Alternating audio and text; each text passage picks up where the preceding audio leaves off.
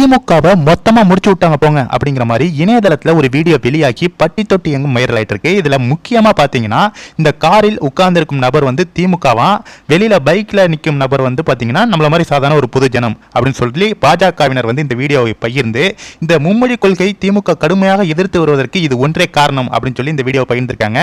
கண்டிப்பா இந்த வீடியோவை பார்த்துட்டு வந்துருங்க, அதன் பின்பு நம்ம பேசுவோம். பார்த்துட்டு ஒரு ஷேர் மட்டும் பண்ணிடுங்க. நீங்க என்ன தம்பி இந்த சைடு? இந்த ஸ்கூல் இருக்குல்ல, ஆமா, இந்த ஸ்கூல்ல நம்ம 2 பிள்ளைகளையும் சேர்த்து விடலான்னு ஒரு 8 பாத்துட்டு போமே அப்படின்னு சொல்லிட்டு வந்தேன். இந்த ஸ்கூலை பத்தி தெரியுமா தம்பி?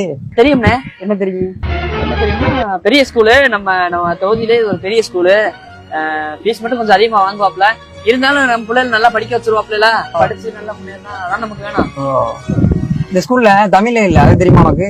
ஆமா, தமிழ் இல்லண்ணே. தமிழ் இல்லைன்னா என்ன, இதுல என்ன இருக்கு? அப்ப தெரிஞ்சுதான் இங்க சேர்த்து விட்டுருக்கிய பிள்ளைகளை? ஆமா தலைவர், தெரியும் நமக்கு. தெரியும். ஆனா என் பிள்ளைய தமிழ் தானே பேசுங்க, நம்ம வீட்டுல தமிழ் சொல்லி கொடுத்துறானே. இங்க முன்னேற மாதிரி இங்கிலீஷ் சொல்லி கொடுப்பாப்ல, ஹிந்திலாம் இருக்குங்களா என்னன்னு தெரியல. விசாரிச்சு சேர்த்து விடுங்க. தமிழ் மட்டும் தான் இல்லையா, நம்ம சொல்லி கொடுத்துக்கிறோம், ஒன்னும் பிரச்சனை இல்லைண்ணே. இங்க தமிழே பேசக்கூடாது, அது உனக்கு தெரியுமா? கேம்பஸ்குள்ள நுழைஞ்சிட்டா தமிழ் பேசுனா ஃபைனு, ஃபுல்லா ஹிந்திலையும் இங்கிலீஷ்லயும் தான் பேசணும். அப்படிப்பட்ட ஸ்கூல்ல நீங்க சேர்க்க போறீங்க என்ன? ஃபுல்லா இருக்கிறனாலதான் தமிழ் அழிஞ்சுக்கிட்டு இருக்கு கொஞ்சம் கொஞ்சமா. இந்த மாதிரி எல்லாம் நீங்க என்கரேஜ் பண்றதுனாலதான் தனியார் முதலைகள் தான் கல்விங்கிற பேர்ல வாழ்ந்துகிட்டு இருக்காங்க. இங்க அருமையான அரசு பள்ளிக்கூடம் இருக்கு. இல்ல தலைவரே, எனக்கு அரசாங்க பள்ளிக்கூடத்துல படிக்க வைக்க ஆசையா தான் இருக்கு.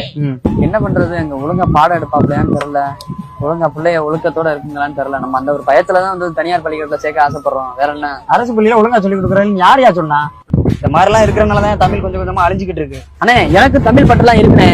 நீங்க இவ்வளவு சொன்னதை மீறி நான் இந்த ஸ்கூல்ல சேர்த்து வச்சுக்கோங்களேன், அது நம்ம தமிழ் அவமதிக்கிற மாதிரி. நல்ல வேலைண்ணே, என் ஞானக்கண்ணை திறந்தியனே. பரவாயில்ல, இப்பயாவது உனக்கு புத்தி வந்துச்சே. நீங்க சொன்ன வார்த்தை உண்மைதான் தலைவரே. நல்லா படிக்கிற பிள்ளைய எங்க படிச்சாலும் நல்லா படிக்குங்க. நான் வந்து நம்ம வீட்டு பக்கத்துல இருக்க அரசாங்க பள்ளிக்கூடத்துலயே சேர்த்துறேன் தலைவரே. சரி, ரொம்ப நன்றி தலைவரே. சரிண்ணே, நீங்க என்னண்ணே எங்கிட்டு? நம்ம பிள்ளைய 2 இந்த ஸ்கூல்ல தானே படிக்குதுங்க, அதான் கூப்பிட வந்தேன். நேரம் ஆகும் போல, அதான் வெயிட் பண்ணிக்கிட்டு இருக்கேன். இளைஞ முட்டாளா நம்ம முட்டாளா? முக்கியமாக இந்த வீடியோவை நீங்கள் பார்த்துருப்பீங்க. இதில் வந்து பார்த்தீங்கன்னா இந்த சிபிஎஸ்இ ஸ்கூல்லேருந்து தனியார் ஸ்கூல் வரைக்கும் நம்ம தமிழ்நாட்டில் இயங்கக்கூடிய 95% பள்ளிகள் வந்து, அதாவது தனியார் பள்ளிகள், சிபிஎஸ்இ பள்ளிகள் எல்லாமே இந்த திராவிட கட்சியைச் சேர்ந்த கோடிகளில் கொள்ளையடித்து கொண்டு வைத்திருக்கும் இந்த திமுக கவுன்சிலில் ஆரம்பித்து அமைச்சர்கள் வரைக்கும் ஒவ்வொருத்தவருக்கும் 5லேருந்து 10 பள்ளிகள் வந்து நடத்தி கொண்டிருக்காங்க. ஒருவேளை நம்ம சென்ட்ரல் கவர்மெண்ட் இந்த மும்மொழி கொள்கையை தமிழ்நாட்டில் இதை வந்து நடைமுறைப்படுத்தினாங்கன்னா இந்த தனியார் பள்ளிகள், இந்த சிபிஎஸ்இ பள்ளிகள்லாம் ஒவ்வொரு வருஷத்துக்கு லட்சக்கணக்கான அமௌண்ட்டை வந்து பீஸா பிடுங்கிட்டு இருக்காங்க. அப்படி இருக்கும் பட்சத்தில் இந்த மும்மொழி கொள்கை தமிழ்நாட்டில் அமல்படுத்தினாங்கன்னா ஏழை எளிய மாணவர்கள் இலவசமாகவே இந்த படிப்பை வந்து படிக்கக்கூடும். அது வந்து இவங்களுக்கு பிடிக்கல. ஒருவேளை இதை கொண்டு வந்துட்டாங்கன்னா நம்மளுடைய பள்ளிகள் எல்லாம் இழுத்து மூடும் நிலைமைக்கு ஏற்படும். அப்படிங்கிறதுனால தமிழ் மொழின்னு நம்ம மக்களை ஏமாற்றி மூளை செலவு பண்ணி அவங்களுடைய கஜானாவை குறையாம பார்த்துக்கிறதுக்காக இந்த மும்மொழி கொள்கையை எதிர்த்து கொண்டிருக்கிறார்கள். ஏழை எளிய மக்கள் வந்து அவங்களுக்கு அந்த வழி புரியும். நம்ம புள்ள வந்து தனியார் ஸ்கூல்ல போய் படிக்க முடியலையே, சிபிஎஸ்இ ஸ்கூல்ல போய் படிக்க முடியலையே, ஹிந்தி படிக்க முடியல, இல்ல வேற மொழி படிக்க முடியல, இங்கிலீஷ் படிக்க முடியலன்னு ஒவ்வொரு ஏழை பெற்றோர், ஏழை தகப்பனுடைய அந்த மன குமுறல்கள் நம்ம எல்லாருக்குமே தெரியும்.